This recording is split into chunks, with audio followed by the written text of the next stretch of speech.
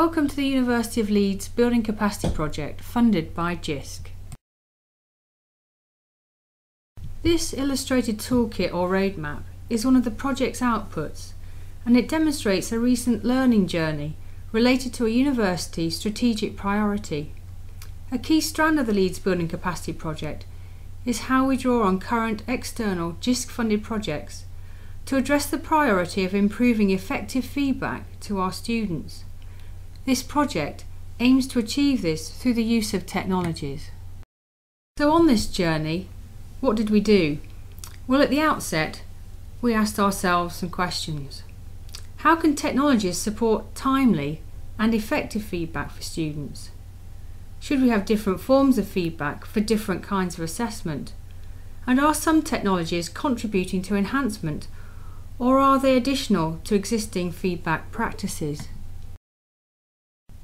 In using audio and video technologies, for example, we are also thinking about our teaching and learning styles and the need to distinguish between assessment and feedback as a measurement of achievement, that is, the difference between feedback that accompanies a mark, and feedback or feed forward given formatively as a qualitative part of the assessment process. And finally, is written feedback, which is still privileged over other forms, fitting for all students? Could technologies provide other more suitable forms of feedback?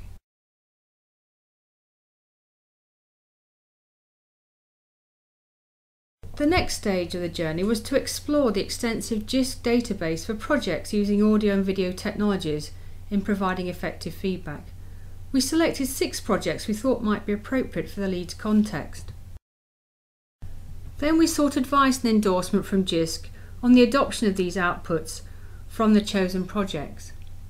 At this point, we recognised the importance of a web presence for LBC and began building a website to highlight both the external projects and later on our own Leeds-based feedback projects. Do have a look at what we have done so far. The next stage of the journey was to raise awareness and stimulate interest among our academic and support staff in the use of these technologies. To do this, we organised an event called Effective Feedback Week, showcasing 3 of those 6 JISC projects, ending the event with a roundtable discussion to synthesise all the learning from the featured JISC projects. To initiate our discussions, 3 rapporteurs provided overviews of each one.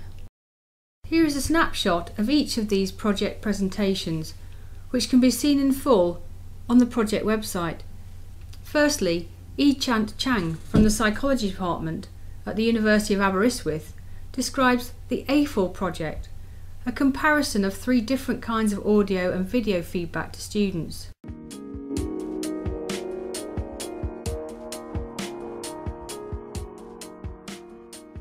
So the project that I was doing for JISC was part of the Learning and Teaching Innovation Grants. And it was a year-long project to compare different kinds of audio feedback. And as you may know, audio feedback has been used in the UK recently to address some of the problems that people have been experiencing with written feedback. So, for example, a lot of students complain that written feedback is not very deep, it's very shallow, it doesn't give priority to certain areas that they should concentrate on. Some of it is just plain illegible, they can't read their tutor's handwriting, and they tend to overemphasize areas of weakness so that it ends up being all about things that they've done wrong. They don't get a lot of positive reinforcement in this feedback. And all this contributes to this feedback being the least satisfied area in the National Student Survey, Satisfaction Survey. Secondly, Will Stewart from the University of Bradford describes the ASIL project in collaboration with the University of Hertfordshire, focusing just on audio feedback across a range of disciplines.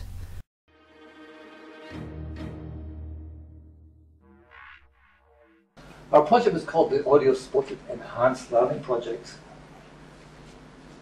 God knows why, but somebody came up with that because you always have to have an acronym, and it was sort of that was the closest thing we could come when we were actually trying to put this project together. So this afternoon I really just want to give you a sort of overview of the project and what we did and what sort of our research sort of showed.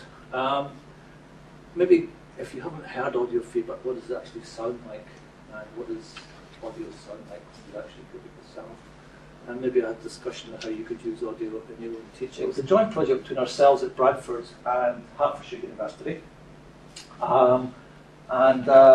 It's a 15-month project that was looking at the use of audio across the teaching and learning spectrum. So it wasn't just about feedback, it was about audio for a whole range of things.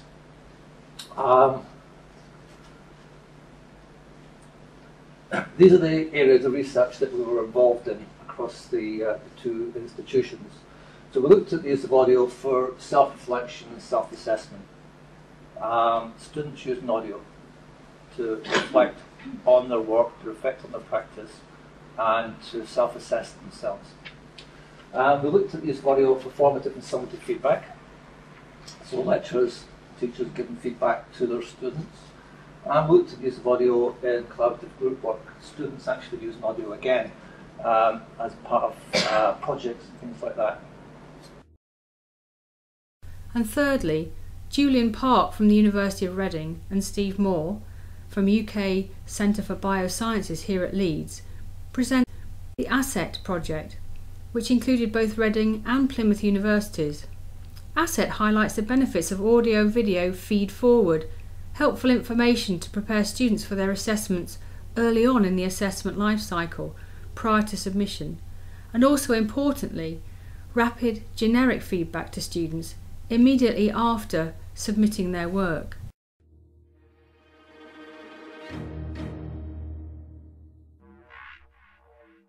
What were we trying to achieve? Well, we were trying to explore the use of video in the provision of feedback. So that's the general theme. But we were also at the same time trying to think about how we could use that sustainably within the institution and to look at the barriers that were stopping some colleagues adopting video for feedback. And at the same time, we wanted to evaluate whether this was actually going to have any benefit for teaching and learning. So at the same time, at the back of this, and I will make some comments on the huge amount of data we've collected from staff and students, we're trying to evaluate if there is an impact on teaching and learning, or is this just another technological gimmick? From the showcases, the round table enabled us to reflect on our own practice and on the use and benefits of audio and video technologies in enhancing feedback. It's really important to emphasise that this was not about a simple cut and paste from the JISC projects, but to use the outputs and outcomes as a catalyst for developing our own ideas fitting for our varied disciplinary contexts. In summary, the following advantages were highlighted in our discussion. Using audio and video technologies is an effective way to keep students warm and engaged in the assessment and feedback process. More feedback is possible in speaking than in writing, and the student's piece of work becomes the centre of staff and students' attention, and of course it's personalised. Also, this form of feedback can be easily stored and kept for posterity. It can also create the beginnings of a dialogue about feedback and learning between staff and students. And it can be applied across a range of assessments, particularly those that are practice-based. We did, however, note some particular challenges for both staff and students. Being able to access and have time to learn appropriate technologies. Having time to produce and make accessible this form of feedback to students, easier to do with a group than one-to-one. How the student voice could be included in creating a feedback dialogue. And how might we disseminate examples effectively across faculties? How would this form of feedback be viewed for audit purposes, for examples in the appeals process? And what about storage? And the size of video files if using voice tools compared to, say, audio files or more traditional forms of feedback? And of course, university infrastructures and software to support technologies and their costs. Further challenges were observed. Anonymous marking. How might this be managed? And being so personalised, With audio, is this a problem for a student to have a tutor in your ear? And also, staff video recording their feedback for public access. Might there be some resistance? The group discussion concluded with ideas for further development. Rapid generic feedback is particularly valuable when large groups of students are undertaking the same assessment. In fact, generic feedback following examinations could work very well too. The importance of using the student voice in providing feedback on certain assessments for following cohorts of students to learn from was seen as important. Staff could demonstrate via audio and video how modules and assessments had changed based on feedback from students. Students could also produce video clips of their own, linking up their feedback across a number of assessments to synthesise their learning. And why not adopt technologies already familiar to students, for example, the use of video? Using technologies for feedback also can emphasise to students where feedback occurs in the assessment cycle, not just associated with a summative mark. And further advantages were seen in the relative economies of pocket video cameras compared to more expensive technologies such as tablets and voice recognition software.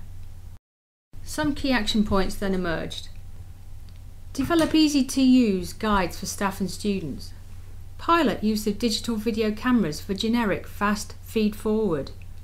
Explore a university system for recording and storage, and develop appropriate infrastructures for its support. And lastly, recruit champions to adopt direct examples of audio and video feedback as pilots and also demonstrate good practice. In achieving our aims, we now have 10 effective feedback projects running across the university, all inspired by the outputs and outcomes of the JISC projects. These will be available on the project website over the coming academic year 2011-12, and the project leaders championing this initiative will be disseminating their project outcomes at a number of internal and external events. For example, the Leeds Learning and Teaching Conference in January 2012, and articles in the Leeds Student Education Bulletin. Although ventures of this kind are inevitably ongoing and open-ended, it's clear that although there are challenges in using audio and video technologies to improve feedback to students, the innovative work within selected JISC-funded projects has been a catalyst to inspire us with ideas for our own projects and enhancing our own practice. In so doing, this initiative contributes to providing an exceptional student experience here at Leeds.